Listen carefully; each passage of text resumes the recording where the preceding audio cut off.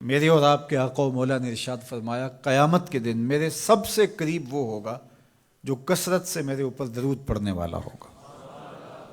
تو یہ حضور کی قربت کا ضامن ہے درود۔ تو اس لیے اپنی اولاد کو حضور علیہ السلام پر درود پڑھنے کی ترغیب دو۔ بچپن میں ہی اپنے گھر کے اندر مجالس درود قائم کرو۔ روزانہ کی بنیاد پہ ہو تو بہت اچھا، نہیں تو ہر 8 دن کے بعد ایک دن ضرور متعین کر لیا جائے۔ جمعۃ المبارک کے دن کثرت کے ساتھ درود پڑھنے کی ترغیب دی گئی ہے، اور فرمایا اس دن فرشتے حاضر ہوتے ہیں۔ تو حضرت ابو درداء رضی اللہ تعالی عنہ نے عرض کی، یا رسول اللہ صلی اللہ علیہ وسلم، آپ کی حیات طیبہ میں تو ٹھیک ہے، لیکن جب آپ انتقال کر جائیں تو کیا اس کے بعد بھی یہ عمل جاری رکھا جائے؟ ابن ماجہ میں یہ روایت موجود ہے۔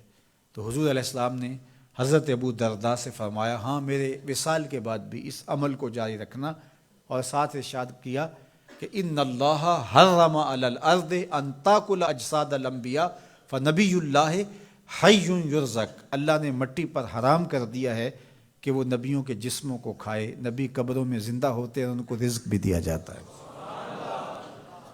تو کہا کہ یہ میرے بعد بھی میرے اوپر درود کے سلسلے کو جاری رکھنا۔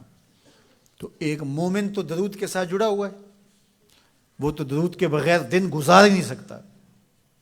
الگ سے نہ بھی پڑھے تو اس کو نماز کے اندر درود پڑھنا ہی ہوتا ہے۔ درود ابراہیمی تو نماز کا حصہ بنا دیا گیا، اور اس کو کثرت کے ساتھ درود پڑھنے کی ترغیب دی گئی۔ تو درود ایک ایسا وظیفہ ہے کہ جو اپنی زندگی میں جتنا زیادہ شامل کر سکتے ہو اتنا زیادہ شامل کر لو۔ ویسے بھی درود پڑھنے سے بچوں میں تقدس پیدا ہوتا ہے، بچے پاک دامن رہیں، عفت مآب رہیں، ان کی طبع میں تقدس رہے۔ آپ چاہتے ہیں، ہر ماں باپ چاہتا ہے، اور پھر دور موجود کے اندر جو فتنے ہیں تو بہت ضروری ہے کہ ہماری اولادیں تقدس مآب رہیں۔ تو ان کو درود کی ترغیب دو، تو اس کا عملی نتیجہ یہی ہوگا کہ ان میں تقدس کا جوہر پیدا ہوگا، اور ان کی عصمت کی حفاظت رہے گی۔ اور درود شریف پڑھنے والے بچے اور درود شریف نہ پڑھنے والے بچے دونوں کی عادات میں فرق ہوتا ہے۔ درود پڑھنے والوں کی طبع میں رقت، لطافت، نرمی، محبت، شفقت جیسے جذبات پیدا ہوتے ہیں۔ یہ درود شریف کا عملی نتیجہ ہے۔ بعض لوگوں کو شکایت ہوتی ہے کہ ہمارے بچے بڑے اکھڑ ہیں، بڑے تند مزاج ہیں، بڑے سخت گیر ہیں، تو اس کا علاج کیا ہے؟ تو اس کا علاج یہی ہے کہ ان کو درود کی تسبیح دو۔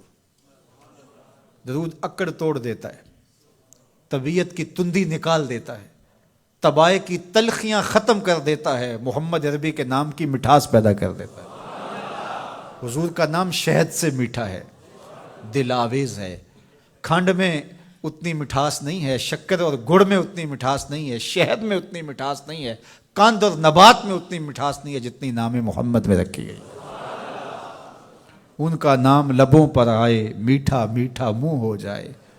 ان کے بول بہاروں جیسے اور اصحاب ستاروں جیسے۔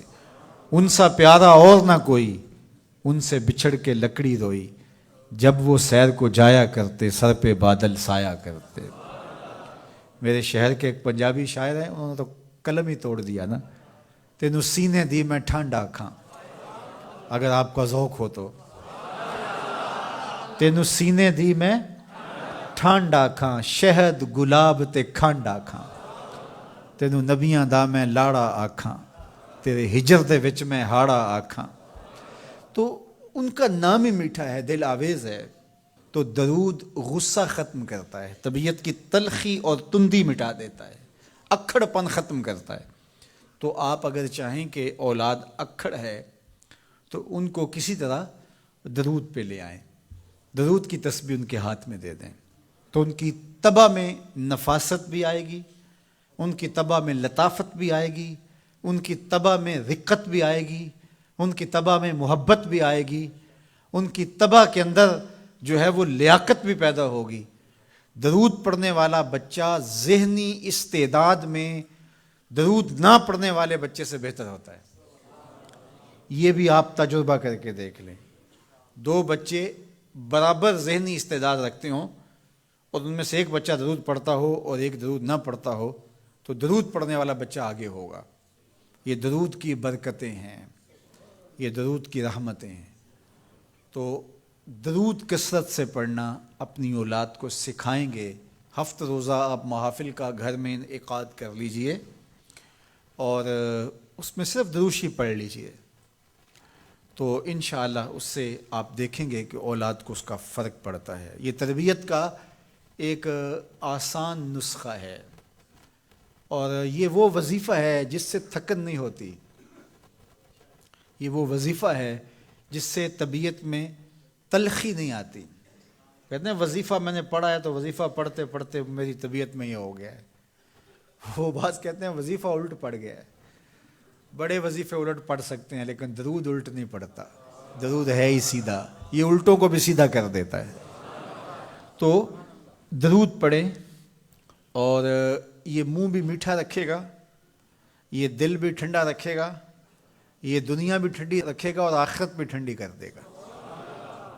درود چراغ بھی ہے، درود کستوری بھی ہے، خوشبو بھی ہے، مہک بھی ہے، شہد بھی ہے، گلاب بھی ہے، کھنڈ بھی ہے اور سینے کی ٹھنڈ بھی ہے۔ تو درود اپنی طبع کے اندر اچھی طرح سے راسخ کر لیں اور اپنی اولادوں کی طبع میں اس کو راسخ کریں۔ اس سے آپ عملاً دیکھیں گے، میں سالوں کی بات نہیں کرتا، اشروں مہینوں کے اندر آپ فرق پڑتا دیکھیں گے۔